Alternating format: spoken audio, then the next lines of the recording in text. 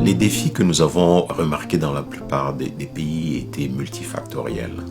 Ils étaient liés d'abord à la confiance que la population avait par rapport à la fréquentation des formations sanitaires. Comme vous le savez, il y avait un certain nombre de rumeurs qui faisaient en sorte à ce que les populations avaient du mal à se rendre dans les formations sanitaires, de peur d'être contaminées. Deuxièmement, nous avons vu que les différentes mesures de confinement qui ont été mises en place pratiquement partout ont limité de manière drastique les mouvements des populations.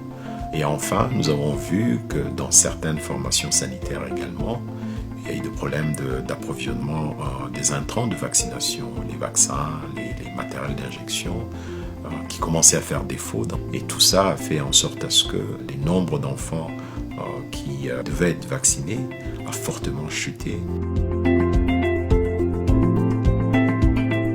Nous avons travaillé avec les pays pour les aider à adapter leur système de vaccination. De nouvelles directives et de guides de vaccination pendant cette période de Covid ont été édictés. Et ces guides donnaient la possibilité aux pays de conduire des activités dans la sécurité voulue, nécessaire.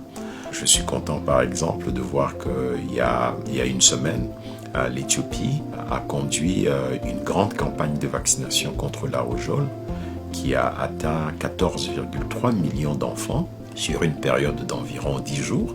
Mais toutes les conditions ont été réunies, que ce soit la planification au départ pour la campagne, mais également la mise en œuvre de cette campagne de vaccination de manière à assurer non seulement la sécurité des enfants et des parents qui amènent leurs enfants à la vaccination, mais également la sécurité du personnel de santé qui assurait les campagnes de vaccination.